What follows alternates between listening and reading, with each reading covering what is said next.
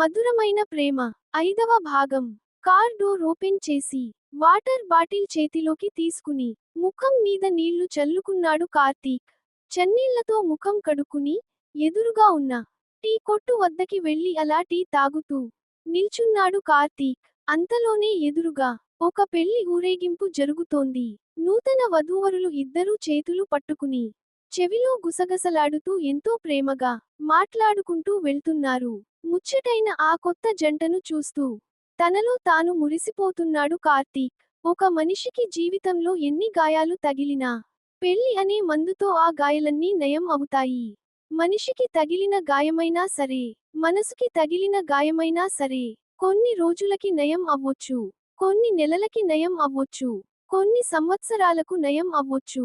ఏదో ఒక రోజు ఆ గాయం మానక తప్పదు. మనిషి అనేవాడు మారక తప్పదు. హరిని దూరం అయిన తరువాత నా మనసుకి తగిలిన గాయం మానడానికి చాలా సమయమే పట్టింది. అదే సమయంలో ఒంటరితనం బాగా అలవాటైంది. ఒంటరి ఆలోచనలతోనే కాలం గడుపుతూ జీవితాన్ని సాగించేవాణ్ణి. ప్రేమలో ఓడిపోయిన ఆ బాధ దూరం అవ్వాలంటే జీవితంలో కష్టపడాలి, గెలవాలి అంటూ మా నాన్న చెప్పిన మాటలను మనసులో పెట్టుకుని ఒక పెద్ద సాఫ్ట్వేర్ కంపెనీలో ఉద్యోగం సాధించాను. చిరిగిన కాగితాల లాంటి జ్ఞాపకాలతో చెల్లా చెదురుగా పడి ఉన్న జీవితం అనే పుస్తకంలో మరో కాగితమై చేరడానికి అప్పుడే అడుగు పెట్టింది మేఘన అనే ఒక అందాల రాక్షసి అంటూ నెమ్మదిగా గతంలోకి జారుకున్నాడు కార్తీక్.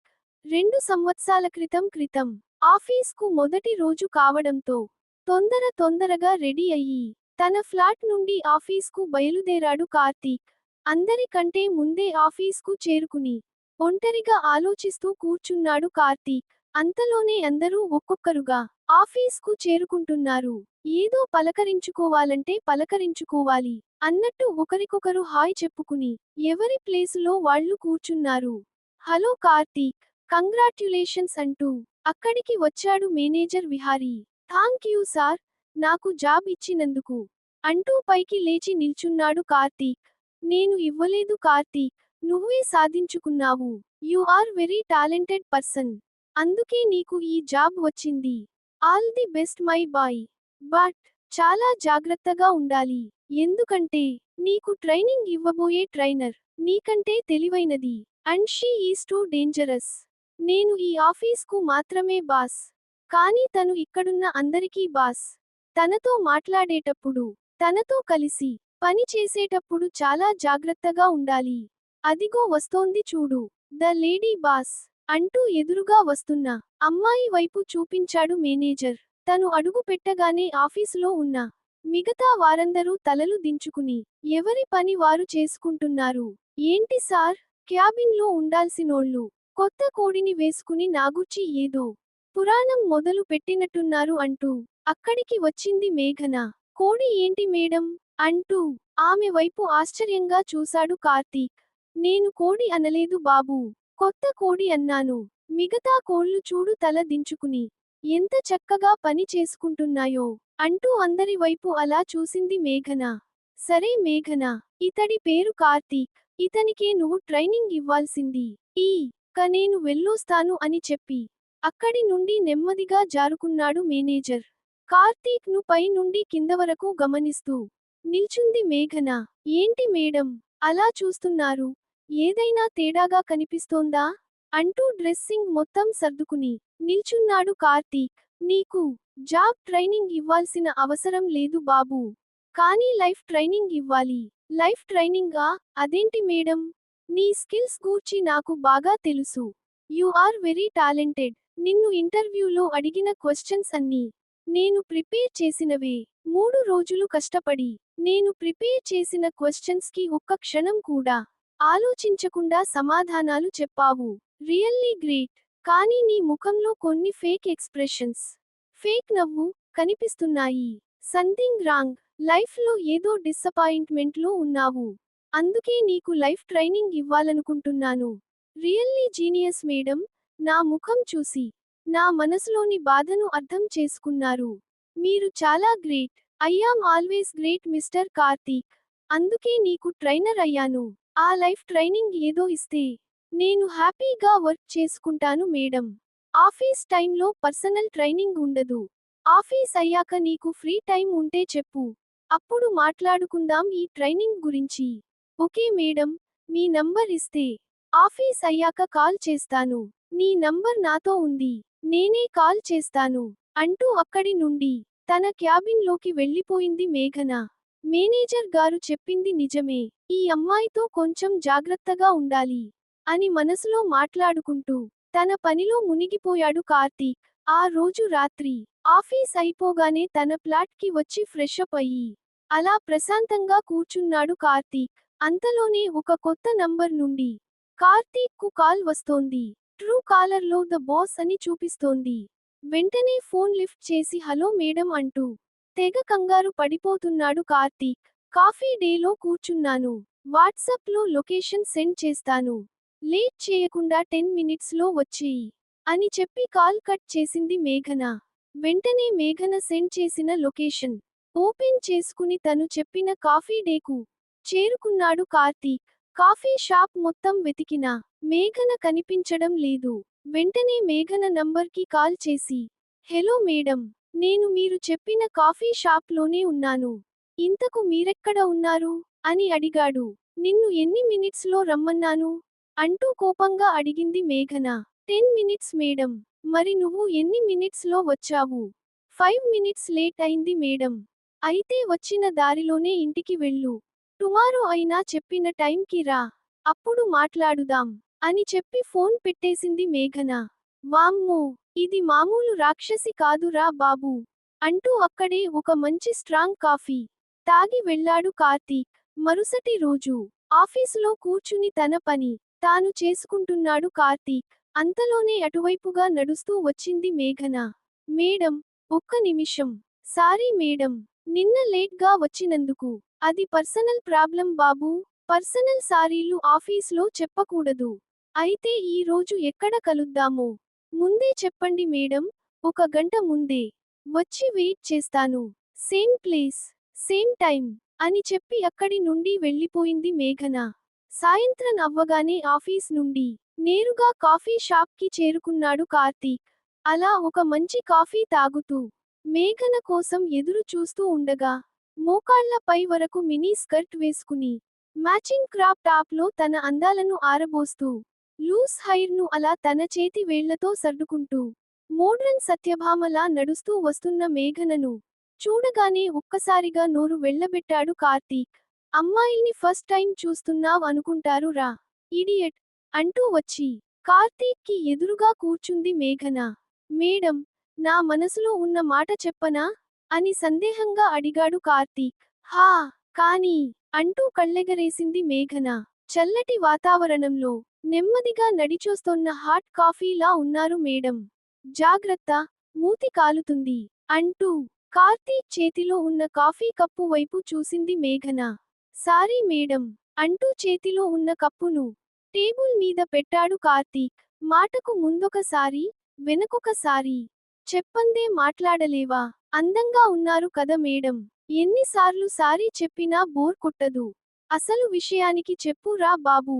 మేడం, మీ పేరు మేఘన ఒక్కటేనా లేక వెనుక రాణి, కుమారి లాంటివి ఏమైనా ఉన్నాయా? జస్ట్ మేఘన అంతే. ఏంటో మేడం, ఈ మూడక్షరాల పేర్లు ఉన్న అమ్మాయిలంటేనే నాకు చాలా భయం వేస్తుంది. అమ్మాయిలా? ఎంత మందున్నారు బాబూ తమరి ఖాతాలో? చిన్నప్పుడు ఐశ్వర్య, తరువాత నందిని, కాలేజీలో హరిణి, ఇలా అందరూ మూడక్షరాల పేర్లు ఉన్నవారే. అమ్మాయిలలో ఆల్మోస్ట్ అందరి పేర్లు మూడక్షరాలే ఉంటాయి. అంత మాత్రాన ఇలా ఓవర్ యాక్షన్ చెయ్యాలా? ముందు అస్సలు మ్యాటర్ చెప్పు అని మేఘన అడగ్గానే చిన్నప్పటి నుండి తన జీవితంలో జరిగిన విషయాలన్నీ వివరించాడు కార్తీక్. అప్పటి వరకు గడిచిన కార్తీక్ జీవితం గూర్చి తెలుసుకోగానే మౌనంగా కార్తీక్ వైపు చూస్తూ కూర్చుంది మేఘన. ఏంటి మేడం, అలా చూస్తున్నారు అని అమాయకంగా అడిగాడు కార్తీక్. పర్లేదు బాబూ, నీ జీవితంలో ఏడవడానికి కావాల్సినన్ని జ్ఞాపకాలున్నాయి, గెలవడానికి కావాల్సినన్ని అనుభవాలున్నాయి. మొత్తానికి నీ కథలో కావాల్సినంత స్టఫ్ ఉంది. మరి మీ జీవితంలో ఇలాంటి కథలేవీ లేవా మేడం? నా జీవితంలో ఒకే ఒక్క కథ ఉంది బాబూ. నీకు చెప్పాల్సిన సమయం వచ్చినప్పుడు నేనే చెప్తాను అంటూ ఒకింత భావోద్వేగానికి లోనై కళ్ళ నుండి వస్తున్న కన్నీటిని ఆపుకుంది మేఘన. సారీ మేడం, అడిగి గుర్తు చేసినందుకు. పర్లేదు బాబూ, ఇప్పటికే చాలా ఆలస్యం అయింది. ఇక నేను వెళ్ళొస్తాను అని చెప్పి అక్కడి నుండి వెళ్ళిపోయింది మేఘన. చూడడానికి అంత కఠినంగా కనిపించే మేఘన ఒక్కసారిగా అలా ఎమోషనల్ అవ్వడం చూసి ఆశ్చర్యపోయాడు కార్తీక్. కార్తీక్ మనసులో దాగి ఉన్న గాయాలను నయం చేయడానికి ప్రతిరోజూ అదే కాఫీ షాప్లో కలుస్తూ తన మాటలతో కార్తీక్ కి జీవితం మీద ఆశలు పెంచుతూ కార్తీక్ ను తన గతం మరచిపోయేలా చేసింది మేఘన. అలా ప్రతిరోజూ ఆఫీస్ అయిపోగానే కాసేపు అలా కాఫీ షాప్లో సరదాగా కబుర్లు చెప్పుకుంటూ మంచి స్నేహితులయ్యారు కార్తీక్ మరియు మేఘన. కొన్ని రోజుల తరువాత, హలో బాబూ, ఎక్కడున్నావ్? ఇప్పుడే ఫ్లాట్ కి వచ్చాను మేడం. సరే, త్వరగా ఫ్రెషప్ అయ్యి నేనొక అడ్రస్ చెప్తాను, అక్కడికి వచ్చేయి. అలాగే మేడం, వెంటనే వచ్చేస్తాను అని చెప్పి ఫోన్ కట్ చేశాడు కార్తీక్. కార్తీక్ కోసం వెయిట్ చేస్తూ ఇంటి బయట అటూ ఇటూ తిరుగుతూ ఉంది మేఘన. అంతలోనే ఫ్రెషప్ అయ్యి అక్కడికి చేరుకున్నాడు కార్తీక్. వెరీ గుడ్ బాబూ, చాలా త్వరగా వచ్చేశావు. పద లోపలికి వెళ్దాం అంటూ కార్తీక్ ను తీసుకుని ఇంట్లోకి వెళ్ళింది మేఘన. ఏంటి మేడం, ఈ రోజు చాలా హ్యాపీగా ఉన్నారు. ఏదైనా విశేషమా అంటూ కాలు మీద కాలేసుకుని సోఫా మీద కూర్చున్నాడు కార్తీక్. అవును, అందుకే చిన్న పార్టీ చేసుకుందాం అంటూ ఫ్రిడ్జ్ లో పెట్టిన 3 బీర్ బాటిల్స్ తీసుకుని వచ్చి కార్తీక్ ముందు పెట్టింది మేఘన. హలో మేడం, ఎవరికి ఇవి? ఏం, నువ్వు బీర్లు తాగవా? ఏదో అప్పుడప్పుడు హ్యాపీగా ఉన్నప్పుడు తాగుతాను. నేను మాత్రం ఎప్పుడు తాగాలనిపిస్తే అప్పుడు తాగుతాను అంటూ తన నోటితో బీర్ బాటిల్ మూత తీసి ఆ బీర్ను చేతిలో పట్టుకుని కార్తీక్ కు ఎదురుగా కూర్చుంది మేఘన. అంటే మీరు కూడా బీర్ తాగుతారా? క్వశ్చన్స్ ఆపి చీర్స్ కొట్టు బాబూ. అలాగే మేడం అంటూ వెంటనే బీర్ బాటిల్ ఓపెన్ చేసి చీర్స్ చెప్పుకుని తాగడం మొదలుపెట్టారు ఇద్దరూ. అవును మేడం, ఇంతకు ఈ సడన్ పార్టీ ఎందుకో తెలుసుకోవచ్చా? టైం వచ్చినప్పుడు నేనే చెప్తాను బాబూ. మొన్న కూడా ఇలాగే చెప్పారు. మీ జీవితంలో ఏదో ఒక కథ ఉందని, అది టైం వచ్చినప్పుడు నాతో చెప్తానని. అది కథ కాదు బాబూ, నా జీవితాన్నే మార్చేసిన ఒక వ్యధ అంటూ చేతిలో ఉన్న బీర్ బాటిల్ పక్కన పెట్టి సిగరెట్ ను వెలిగించింది మేఘన. ఏంటి మేడం, మీరు సిగరెట్ కూడా తాగుతారా? ఏం, సిగరెట్ ప్యాక్ మీద ఓన్లీ ఫర్ బాయ్స్ అని రాసారా? మందు బాటిల్ మీద ఓన్లీ ఫర్ బాయ్స్ అని ఉంటుందా? అసలేంట్రా మీ బాధ? అమ్మాయిలు తిరిగితే తప్పు, తాగితే తప్పు, ఒకర్ని చూస్తే తప్పు, నవ్వితే తప్పు, ప్రేమిస్తే తప్పు. అమ్మాయిలు మనుషులు కారా? మాకు కోరికలనేవి ఉండవా? అసలు మాకంటూ ఒక స్వేచ్ఛ అనేది లేదా? అంటూ తీవ్ర భావోద్వేగానికి లోనైంది మేఘన. Sorry madam, I'm really sorry. Sorry Karthik, నేను నిన్ను ఉద్దేశించి మాట్లాడలేదు. అసలేం జరిగింది మేడం? నా కథ మరుగున పడిన కన్నీటి వ్యధ కార్తీక్. ఆ రోజు జరిగిన సంఘటనే నా జీవితాన్ని మార్చేసింది. కొన్ని సంవత్సరాల క్రితం, అప్పుడు నేను 10వ తరగతి చదివేదాన్ని. చిన్నప్పుడే అమ్మానాన్న దూరం అవ్వడంతో మా అమ్మమ్మ దగ్గరే ఉంటూ చదువుకునేదాన్ని.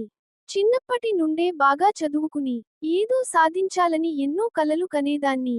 ఒకరోజు స్కూల్ నుండి ఇంటికి వస్తుండగా మా అమ్మమ్మకి ఆరోగ్యం బాగాలేదని హాస్పిటల్లో అడ్మిట్ చేశామని చెప్పి నలుగురు వ్యక్తులు కలిసి నన్ను ఆటోలో తీసుకెళ్లారు.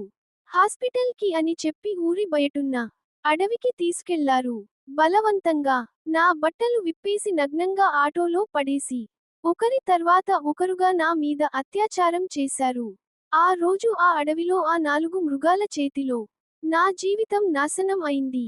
తరువాత ఆ విషయానికి పోలీసులకి చెప్తే అత్యాచారం చేసిన దుర్మార్గులను వదిలేసి నలుగురి వ్యక్తుల చేతిలో చిన్నారి జీవితం బలి అంటూ పేపర్లలో, టీవీలలో నా ఫోటో వేసి మిగిలిన నా ప్రాణాన్ని కూడా తీస్తుంది ఈ సమాజం. అందుకే ఆ విషయాన్ని ఎవరికీ చెప్పకుండా ప్రతిరోజూ నాలో నేనే కుమిలిపోయేదాన్ని. కన్నీళ్లతో కాలం గడిపిన ఆ క్షణాలే నాలో ఆత్మస్థైర్యాన్ని నింపాయి. అసలు నేనేం తప్పు చేశాను? నేనెందుకు ఏడవాలి? తప్పు చేసిన రాక్షసులే తలెత్తుకుని తిరుగుతున్నప్పుడు నేనెందుకు భయపడాలి? ఒక అమ్మాయిని గౌరవించలేని ఈ సమాజం మీద నాకెందుకు గౌరవం? ఇక నుండి నేను నా ఇష్టం వచ్చినట్టు బతుకుతాను. నా ఇష్టం వచ్చింది చేస్తాను. సమాజం గూర్చి కాదు నా గూర్చి ఆలోచిస్తాను. ఎవరి సహాయం లేకుండా, ఎవరి మీద ఆధారపడకుండా, నా కాళ్ల మీద నేను నిలబడతాను. అంటూ నాకు నేనుగా ఈ రోజు ఇక్కడ నిలబడ్డాను. ఆ రోజు నా మీద జరిగిన అత్యాచారమే నేడు సమాజం ఒక అమ్మాయిని ఎలా గౌరవిస్తోందో తెలిసేలా చేసింది. ఒక రాజకీయ నాయకుడు దేశాన్ని దోచేస్తే తప్పు కాదు. కానీ ఒక అమ్మాయి మోకాలి పై వరకు బట్టలేసుకుంటే మాత్రం పెద్ద తప్పు. ఒక వ్యాపారి కొన్ని కోట్ల రూపాయలు ఎగ్గొట్టి విదేశాలలో తిరిగితే తప్పు కాదు. కానీ ఒక అమ్మాయి లిప్స్టిక్ పూసుకుని కళ్లకు కాటుక రాసుకుంటే మాత్రం తప్పు.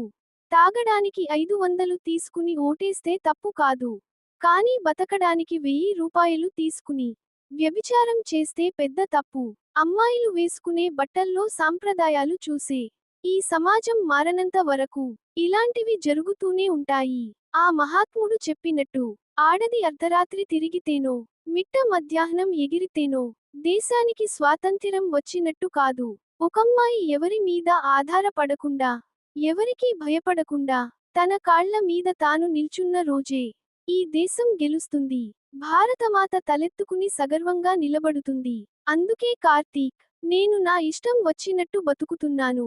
నా మాటలు, నా బట్టలు, నా అలవాట్లు అన్నీ నాకు నచ్చినట్టే బతుకుతూ, నా కాళ్ల మీద నేను నిల్చున్నాను. అంటూ చేతిలో ఉన్న సిగరెట్ను యాష్ ట్రేలో వేసింది మేఘన.